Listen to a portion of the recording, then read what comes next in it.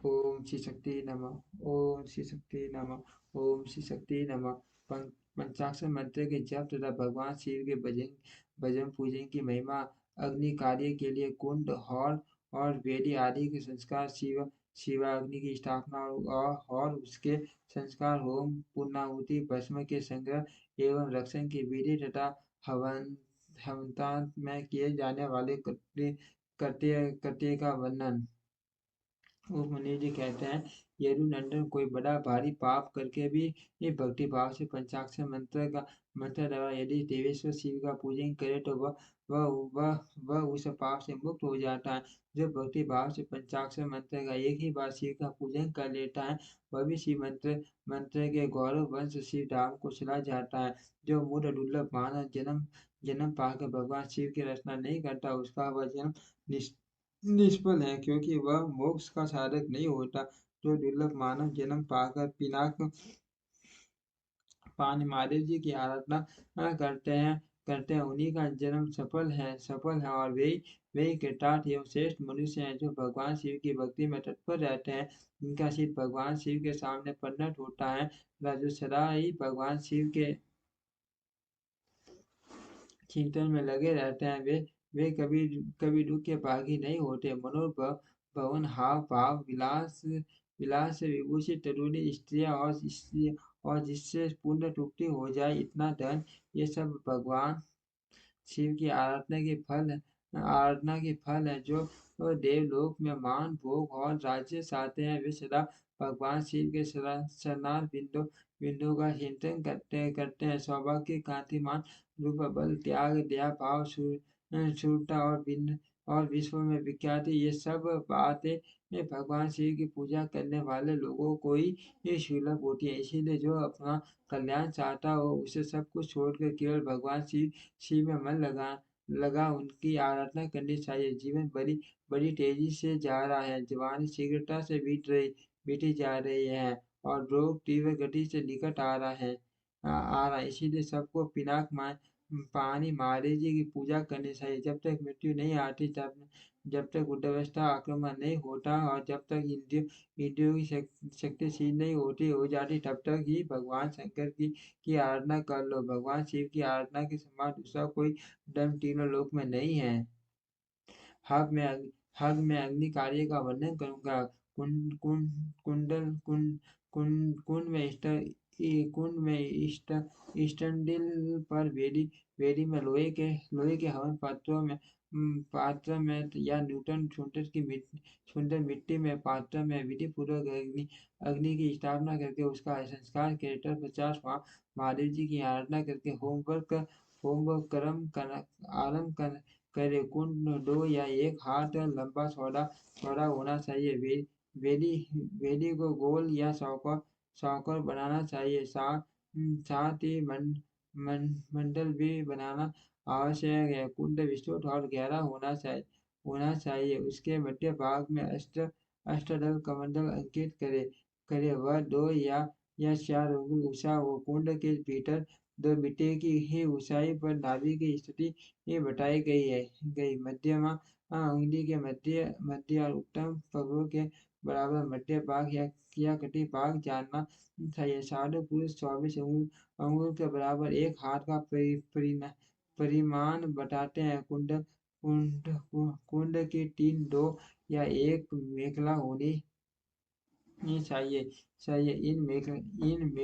मेखलाओं का इस तरह निर्माण करें जिससे कुंड की शोभा बढ़े, सुंदर और चिकनी योनि बनाए, जिसकी आकृति पीपल की पत्ते की पाती अथवा हाथी के अडरोष्ट के समान हो। कुंडल के दक्षिण या पश्चिम भाग में मेखला के बीचों बीच सुंदर योनि का निर्माण कराना चाहिए, जो मेखला से कुछ नीची हो।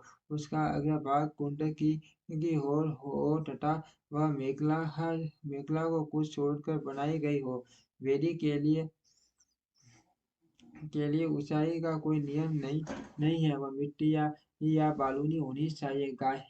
गाय के गोबर या जल से मंडल बनाना चाहिए। पात्रता का परिणाम नहीं बताया गया। कुंड और मिट्टी की वेदी वेदी को गोबर और जल से लिपटना चाहिए। पात्रों को धोकर तपाए तथा हाँ, अन्य वस्तुओं को जल से प्रोक्षण करें। अपने अपने ने गर्म सूत्रों में बताई हुई विधि के अनुसार कुंड कुंड में और वेदी पर उल्लेख रेखा करें।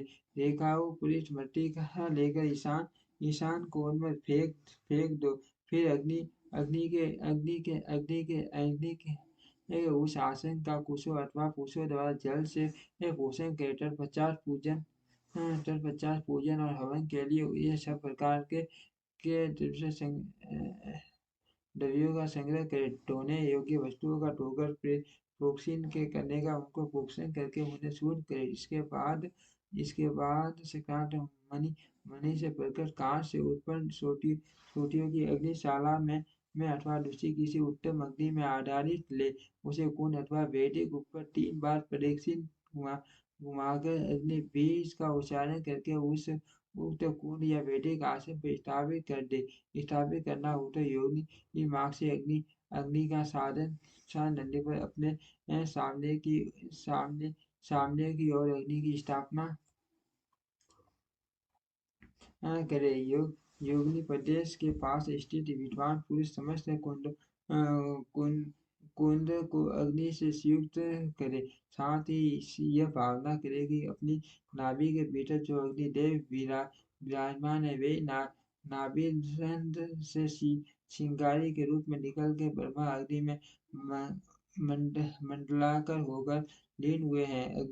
अग्नि पर संविदा रखने से लेकर टीके संस्कार पर्यंत सारा कार्य मंत्र यज्ञ पुरुष अपने अपने गृह सूत्र में बताए हुए कर्म से मूल मंत्र द्वारा संपन्न करे। तदनंतर शिव मूर्ति की पूजा करके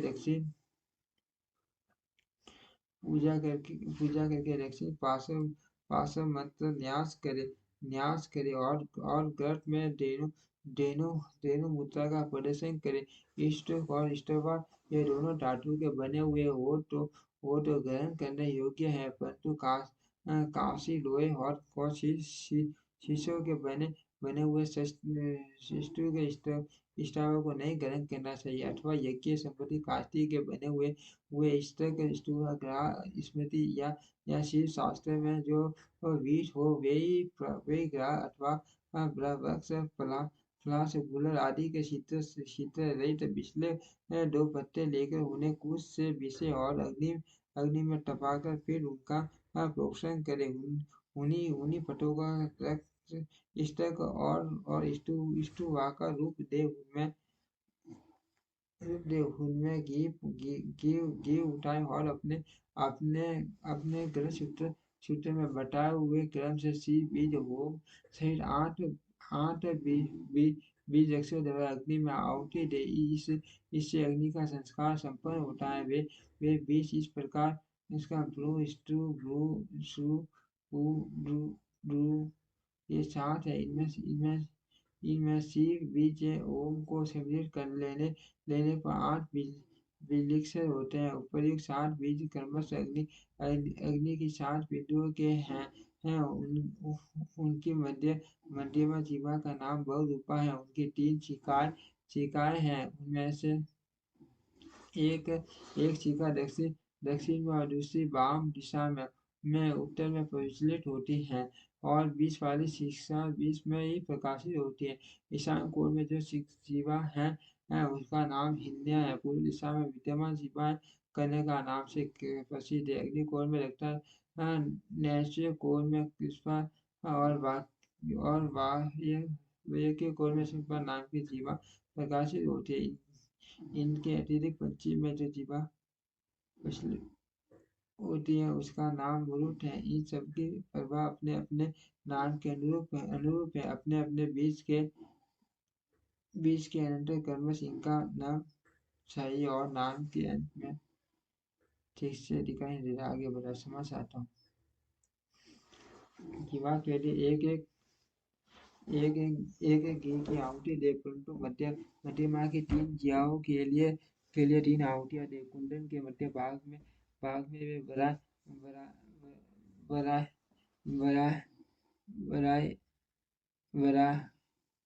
वराय वराय वराय वराय वराय बोलकर 3 आहुतियाँ दे। ये आहुतियाँ घी अथवा समाधि से देनी चाहिए। आहुति देने के पश्चात अग्नि में जल का सेचन करें। ऐसा ऐसा करने पर वह अग्नि भगवान शिव की हो जाती है। फिर उसमें शिव के आसन का चिंतन करें और वहाँ अर्धनारीश्वर भगवान शिव का आह्वान करके पूजन करें। पाद्य पाद्य आदि से लेकर दीप दान पर्यंत पूजन करके अग्नि का जल से प्रोक्षण करें। तत्पश्चात समाधि की आहुति दे। वे समुदाय पलाश की या गुलर आदि दूसरे यज्ञ 21 वर्ष की होनी चाहिए। उनकी ऊंचाई 12 उंगली की हो। समुदाय टेढ़ी न हो, सबट सूखी हुई भी न हो। उनके छिलके न उतरे हो तथा उन पर किसी प्रकार की चोट न हो। वह सब संविदाएँ एक सी होनी चाहिए। 10 अंगुल लंबी संविदाएँ भी हवन हवन के लिए वीत है। उनकी मोटाई कनिष्ठ का अंगुली के समान होनी चाहिए अथवा पालिश मात्रा अंगूठे से लेकर 10 परिवर्त लंबी संविदाएँ उपयोग में लानी चाहिए। यदि उपर्युक्त समीक्षाएँ न मिले तो और जो मिल सके उन सब का ही हवन करना चाहिए। संविदा हवन के बाद घी की आहुति दे। घी की धारा दूर्वा दल के समान पतली और 4 अंगुल लंबी हो। उसके बाद अन्न की आहुति देनी चाहिए जिसका प्रत्येक गाज 16 मूसे के बराबर हो। लावा, सरसों जौ और तिल इन सब में घी मिलाकर यथासंभव बक्से लिया और सोसे का भी मिश्रण करें तथा इन सबकी यथाशक्ति 10, 5 या 3 आहुतियाँ दे अथवा एक ही आहुतियाँ दे। इष्ट भाव से संविदा इष्टुक से अथवा हाथ से आहुति देनी चाहिए। उसमें भी दिव्य तीर्थ से अथवा ऋषि तीर्थ से आहुति देने का विधान है। यदि उपर्युक्त सभी द्रव्य न मिले तो किसी एक ही द्रव्य से श्रद्धापूर्वक आहुति देनी चाहिए। प्रायश्चित के लिए मंत्र से अभिमंत्रित करके 3 आहुतियाँ दे। फिर ओमावसित दूध से इष्ट को भरकर उनके अग्रभाग में फूल रखकर उसे दर्भ सहित अध्योमुख को चित्तवा से ढक दे। इसके बाद खड़ा हो उसे अलंकृत लेकर ओम नमः शिवाय 62 का उच्चारण करके जौ के तुल्य घी की धारा की आहुति दे। इस प्रकार पुण्य करके अग्नि में पूर्ववत जल का छींटा दे। तत्पश्चात देवेश्वर शिव का विसर्जन करके अग्नि की रक्षा करे। फिर अग्नि का भी विसर्जन करके भावना द्वारा नाभि में स्थापित करके नित्य यजन करे अथवा शिव शास्त्र में बताई हुई पद्धति के अनुसार बागेश्वरी के गर्भ से प्रकट हुई अग्नि देव को लाकर विधिवत संस्कार करके उनका पूजन करे। फिर संहिता का अध्ययन करके सब ओर से परिधियों का निर्माण करे। इसके बाद वहाँ दो पात्र रखकर शिव का यजन करके प्रोक्षणी पात्र का शोधन करें। उस पात्र के जल से पूर्वोक्त वस्तुओं का प्रोक्षण करके जल से भरे हुए प्राणी पात्रों को ईशान कोण में रखे।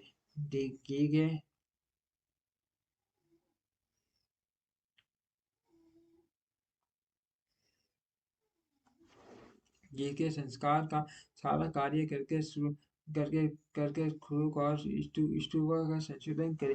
तदंतर पिता श्री द्वारा माता बागेश्वरी का गर्भदान पुंस वदन और सीमंतोत्तयन संस्कार करके प्रत्येक संसार के निमित्त पृथक आहुति दे और गर्भ से अग्नि के उत्पन्न होने की भावना करे। उनके 3 पैर, 7 हाथ, 4 सींग और 2 मस्तक हैं। मनु के समान पिंगल वर्णा के 3 नेत्र हैं। सिर पर जटाजूट और चंद्रमा का मुकुट है। उनके अंग कांटे लाल हैं। लाल रंग के यही वस्त्र, संदन, माला और आभूषण उनकी शोभा बढ़ाते हैं। सब लक्षणों से संपन्न, योग्य, पवित्र, धारी तथा तीव्र मेखला से युक्त है। उनके दाएं हाथों में शक्ति है, स्तक और स्तुवा है तथा बाएं हाथों में तोमर, टाटका पंखा और घी से भरा हुआ पात्र है। इस आकृति आकृति में उत्पन्न हुए अग्निदेव का ध्यान करके उनका जात का संस्कार करे। तत्पश्चात नाग छेदन करके सूर्य की शुद्धि करे। फिर आहुति देकर देकर उस चीज संबंधी अग्नि का ऋषि नाम नाम रखे। इसके बाद माता पिता का विसर्जन करके शुद्धा कर्म कर्म और उपनयन आदि से लेकर आपट आपट और या मर्यंत संस्कार कीर्तन प्रचार ग्रंथ धारा आदि का होम करके शिष्ट क्रम होम करे। इसके बाद बीज का उच्चारण करके अग्नि पर सीता डाले। फिर ब्रह्मा विष्णु शिव इस लोकेश्वरन और उनके अष्टों का सब और कर्मठ पूजन करके धूप दीप आदि आदि की सिद्धि के लिए अग्नि को अलग अलग निकाल कर कर्म विधि विधि का पूजन या साता पुरुष पुण्य घट युक्त पूर्वक होम द्रव्य तैयार करके अग्नि में आसन की कल्पना भावना करे और उस पर भावना करे।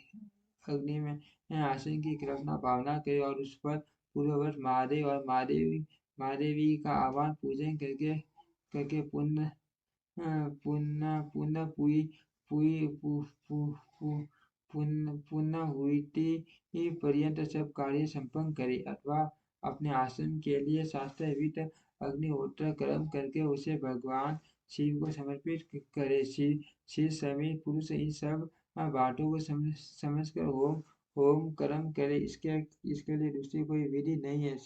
शिव अग्नि का भस्म संग्रहणीय अग्निहोत्र कर्म का भस्म भी संग्रह करने के योग्य है। वैवाहिक अग्नि का भस्म भी जो परिपक्व पवित्र एवं सुगंधित हो संग्रह करके रखना चाहिए। कपिला गाय का वह गोबर जो गिरते समय आकाश में ही दोनों हाथों पर रोक लिया गया हो वो उत्तम माना गया है। वह यदि अधिक गीला या अधिक कड़ा न हो तो दुर्गंध युक्त और सूखा हुआ न हो तो अच्छा माना गया है। यदि वह पृथ्वी पर गिर गया हो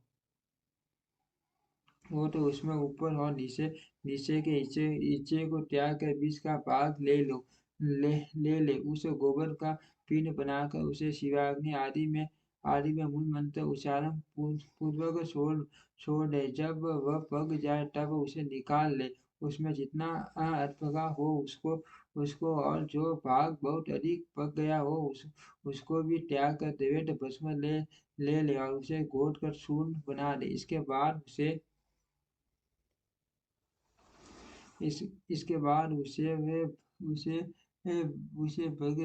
उसमें रखने के पात्र में रख दे। भस्म पात्र धातु का, लकड़ी का, मिट्टी का, पत्थर का अथवा और किसी वस्तु का बनवा ले। वह देखने में सुंदर होना चाहिए। उसमें में रखे हुए भस्म को फन की भांति किसी शुद्ध एवं समतल स्थान में रखे। किसी अयोग्य या अपवित्र के हाथों में भस्म न दे। निश्चय पवित्र स्थान में न डाले। निश्चय के अंकों में उसका स्पर्श न करे। भस्म को न उपेक्षा करे और न उसे लागे। शास्त्रों के समय पर उस पात्र में भस्म लेकर मंत्रोच्चारण पूर्वक अपने आदि में लगाया। दूसरे समय उसका उपयोग और न अयोग्य व्यक्तियों के हाथ में उसे दे। भगवान क्योंकि शिव का विसर्जन न हुआ हो तो तभी भस्म संग्रह कर ले। क्योंकि विसर्जन के बाद उस पर षंड का अधिकार हो जाता है। जब अग्नि कार्य संपन्न कर लिया जाए तब शिव शास्त्रोक्त मार्ग से अथवा अपने ग्रस्त सूत्र में बताई हुई विधि से बलि कर्म करे। तदंतर अच्छी तरह छिपे पुत्र मंडल में विश्वास सनों को विचार कर विद्यान से की स्थापना करके कर्मठ पुष्प आदि के द्वारा यजन करे। विद्या के सामने गुरु का भी मंडल बनाकर वहां श्रेष्ठ आसन रखे और उस पर पुष्प आदि के द्वारा गुरु की पूजा करे। तदनंतर पूजनीय पुरुषों की पूजा करे और भूखों को भोजन करा। इसके बाद स्वयं चुप पूर्वक शुद्ध अन्न भोजन भोजन के वह अन्न तत्काल भगवान शिव को निवेदित किया गया हो अथवा उनका प्रसाद हो, उसे आत्मशुद्धि के लिए सदापूर्वक भोजन करे। जो अन्न चंद्र को समर्पित समर्पित हो, उसे लोग बस ग्रहण न करें। गंध और पुष्प माला आदि जो अन्य वस्तुएं हैं, उनके लिए भी यह विधि समान ही है। अतः सन का भाव होने पर उन्हें ग्रहण नहीं करना चाहिए। वहाँ विद्वान पुरुष मैं ही शिव हूँ, ऐसी बुद्धि न करे। भोजन और आचमन करके शिव का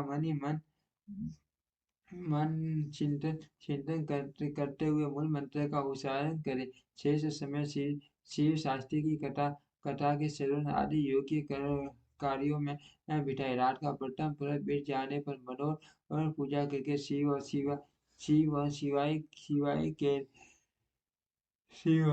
के लिए एक परम सुंदर शैया प्रस्तुत करे। उसके साथ ही पक्षी पूज्य वस्त्र संतन और पुष्पमाला आदि भी रख दे। मन से और क्रिया द्वारा भी सब सुंदर व्यवस्था करके पवित्र वो महादेव जी और महादेव की शरणों के निकट शयन करे। यदि गर्भ हो तो वहाँ अपनी पत्नी के साथ शयन करे। ठीक से दिखाई नहीं दे रहा, आगे बढ़ा समझ आता हूँ। ओम श्री शक्ति नमः। ओम श्री शक्ति नमः। ओम श्री शक्ति नमः।